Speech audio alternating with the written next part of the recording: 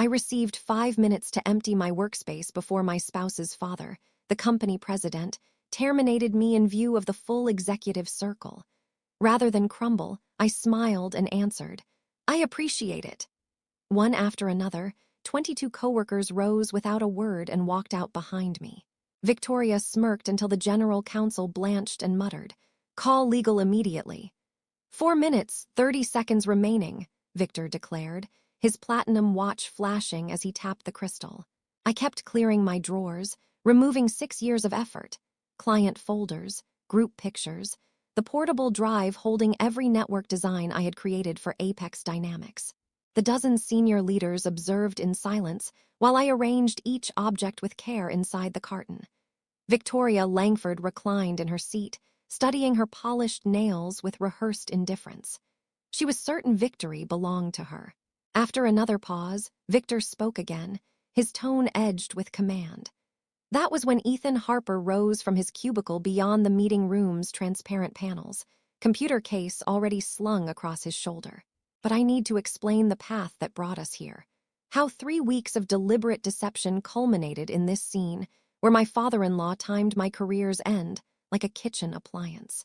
The weekend meals at the Whittaker residence were theatrical displays none of us had chosen, yet all were required to perform. The walnut dining table could seat 20, but sheltered only 4 increasingly estranged spirits trapped in courteous pretense. I arrived that night carrying my handcrafted berry tart, the one with the woven top that demanded 2 hours of patience. Catherine always asked for it specifically, yet somehow never credited the person who baked it, as though pastries simply appeared by domestic sorcery or through employees she preferred to ignore. Victor stood at the head, raising a cut-glass tumbler, the golden liquor catching sparks from Catherine's Venetian fixture that likely exceeded my yearly pay. Another outstanding quarter for Apex Dynamics, he boasted with the assurance of a man convinced his own publicity was gospel. We're dominating the market because I recognize ability and know precisely where to deploy it.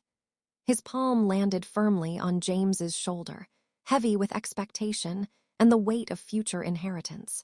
My husband practically beamed beneath the praise. Although his real contribution consisted mainly of carrying the right last name and attending sessions whose technical details soared far above his grasp. No one at that table mentioned the Carver contract I had rescued 72 hours earlier, working through the night while Victor slept.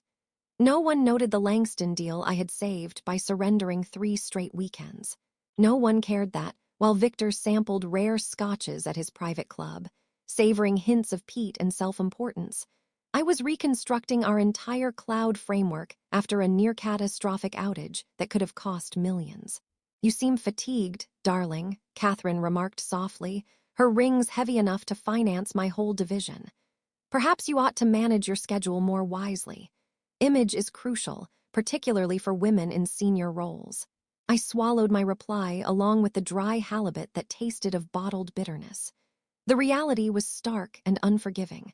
I looked drained because I had been awake for 36 hours straight, but confessing that would only reinforce their silent story, that I was faltering beneath demands I supposedly couldn't manage. The narrative Victoria would soon formalize in writing. Morning routines with James had become silent exhibits of marital distance enacted through ordinary habits. Each day opened the same way. Him wrestling with the luxury coffee maker his parents had given us, yielding espresso that tasted of scorched regret while his eyes stayed fixed on highlight reels. Big week ahead, he said that Tuesday morning, 2 weeks before everything exploded. I should find out about the new title today. I watched his reflection stiffen in the toaster glass, the subtle tension that signaled awkward conversation incoming. "Right, the new role," he continued, tasting his ruined cappuccino. "Dad says Victoria has been turning heads lately. Apparently she's been burning the midnight oil, taking on extra assignments, really proving commitment." My hands paused over my keyboard. Victoria Langford, who strolled in at 9:30 daily ache and vanished at 5 without exception. Victoria, whom I had personally coached for months at Victor's direct request. She just needs guidance, he had insisted. Someone to demonstrate how things work around here. So I had shared every tactic I had honed across years, explained fragile client partnerships with the care of an elementary instructor teaching letters. She filled her leather notebook with meticulous notes, posing questions that, in hindsight, felt suspiciously probing. How do you respond to platform crashes? What are your recovery procedures? Who holds master credentials? I had mistaken her interest for ambition. Actually, she was assembling evidence for my removal. The platform relocation emergency should have been my ultimate confirmation of worth, the undeniable evidence of my necessity. 7 days before Victor would pound the table. Our whole data environment needed urgent transfer, 40 terabytes of vital records. An A-tower window. No room for mistakes. Fate arrived with vicious accuracy. Every possible failure occurred at once. Corrupted datasets surfaced without warning. Reserve systems collapsed in sequence. An electrical spike that defied physics wiped out fallbacks. By 10 that evening, I triggered crisis protocol, summoning my entire staff from their private lives. Ethan arrived first, still wearing the ribbon from his daughter Lily's ballet performance pinned to his jacket. "She'll understand," he said softly, though I saw him repeatedly checking clips his wife sent from the recital hall where his little girl danced without him. Mira arrived next, apology thick in her tone as she phoned her partner to cancel their anniversary plans. "I'll make it up to you, I promise," she said before hanging up and plunging into code as if defusing a bomb. Malik Jones showed up. Grace Chen hurried in. The Donovan brothers appeared, those two who seemed to converse in silent binary. They all came without hesitation or grievance. The war room became our fortress, slowly buried under screens, caffeine, and eventually Thai containers that grew cold untouched. "We're like some strange chosen family," Malik laughed at 2 in the morning, balancing noodles in one hand while debugging with the other. "Yes, but at least we picked one another," Grace answered. And those words felt strangely prescient. We preserved everything that night. Every record, every relationship, every agreement.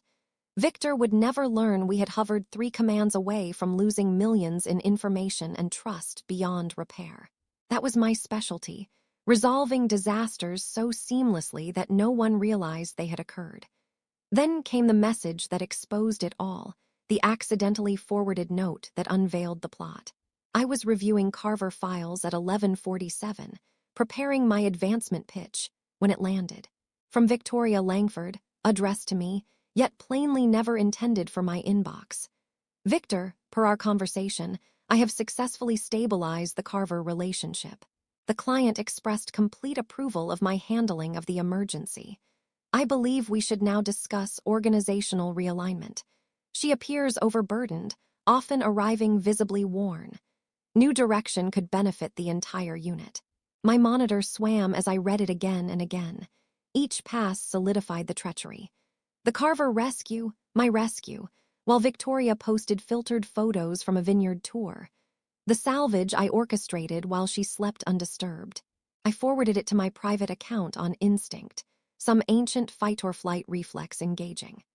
Then I sat in my home study, still wearing the coffee-splattered shirt from 18 hours earlier, finally grasping with brutal clarity that loyalty and skill registered as fragility to those who had never earned anything themselves.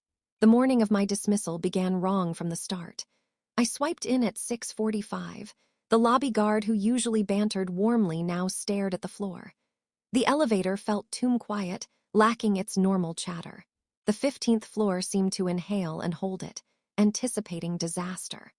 When I entered the boardroom to load my slides detailing our unit's 340% productivity gain, Victoria was already installed in my usual seat, the one I had claimed years ago because it avoided the direct morning glare. Her screen displayed spreadsheets I knew by heart. My division's restricted forecasts, payroll details, supplier agreements, 6 years of financial scaffolding stored on a protected server she had no authority to enter. "Good morning," she said, sugar-coating every syllable. "Victor asked me to review these ahead of the session. You don't object, do you?" It wasn't truly a question. We both understood that. The room filled slowly but wrongly. Each newcomer confirmed my rising dread that something staged was unfolding. Finances, Alan Chen arrived clutching his tablet like body armor, eyes fixed anywhere but mine when I offered my usual greeting. Then entered Beatrice Walsh, chief counsel, normally the picture of calm, now checking messages with shaking hands, clutching her notepad until her knuckles blanched. Even the coffee routine was off. No one had started the high-end brewer that ground beans fresh per cup. Only thick silence, and the faint tang of anxiety beneath costly fragrance. I launched my presentation regardless, advancing through charts that proved our triumphs, our numbers, our wins. My voice stayed level even as the atmosphere darkened, coalescing into something ominous I couldn't yet name. As the data clearly demonstrates, we have surpassed every target by substantial margins. The door didn't open, it burst inward, the knob denting plaster with a sharp crack. Victor filled the frame, complexion the dangerous purple that appeared when medication failed his temper. His custom suit hung askew, tie loosened. He crossed the space in 3 furious steps, his hand slamming the table hard enough to jolt every mug. Beatrice's coffee actually spilled, staining her documents, yet she remained frozen. "You have 5 minutes to vacate your office." The sentence floated, refused absorption. I stood holding the remote, slide 17 still glowing, a graph of the fortune I had personally protected. Then comprehension slammed into me. Why Victoria possessed my files, why leaders avoided my gaze, why Beatrice looked ready to bolt. This wasn't rage-fueled impulse.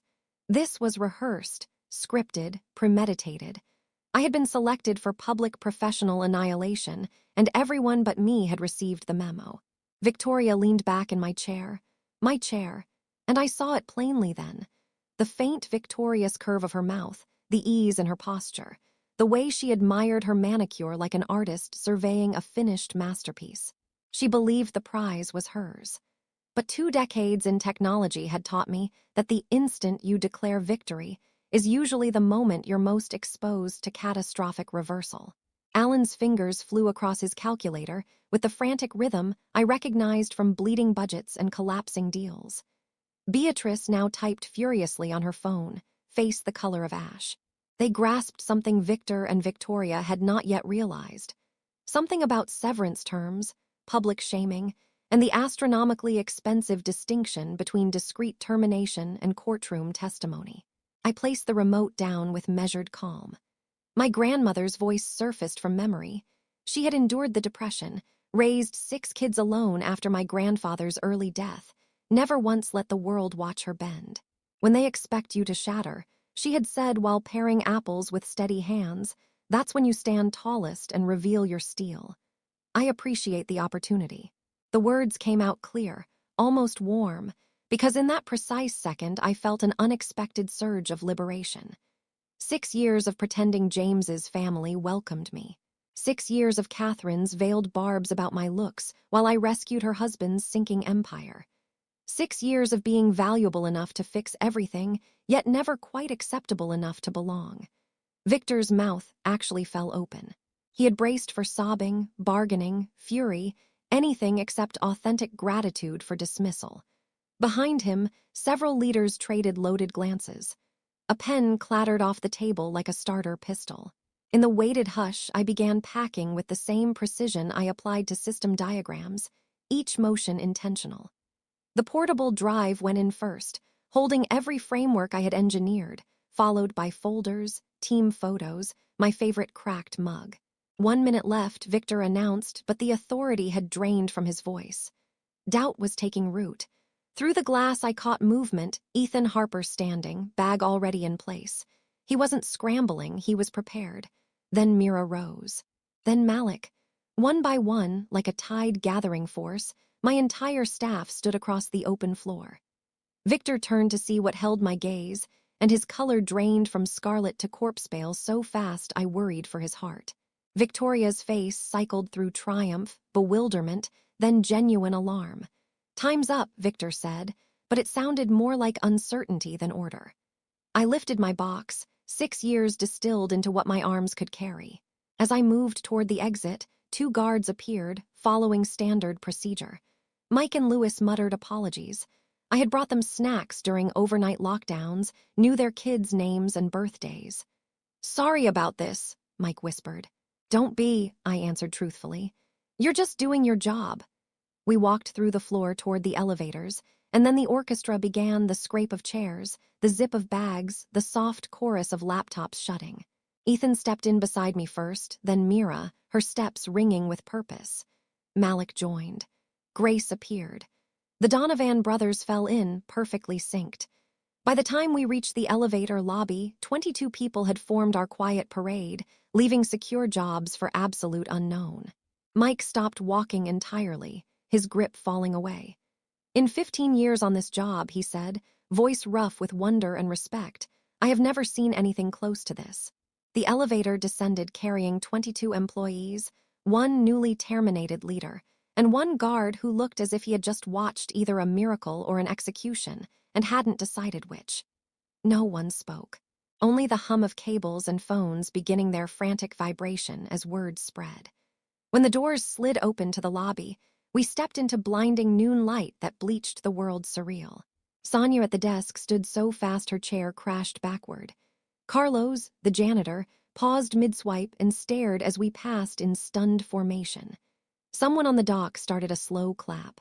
Others joined until the sound bounced off concrete like rolling thunder. "This is unbelievable," Mira breathed beside me, half laughter, half shock. "This is fairness," Ethan corrected softly, adjusting his strap. We stood in the asphalt lot, 23 souls squinting into harsh sunlight, devices buzzing furiously, absorbing that something monumental and irreversible had just taken place. Before we fully understood it ourselves, we had ignited a rebellion armed only with our self-respect and our refusal to let degradation be the cost of a paycheck.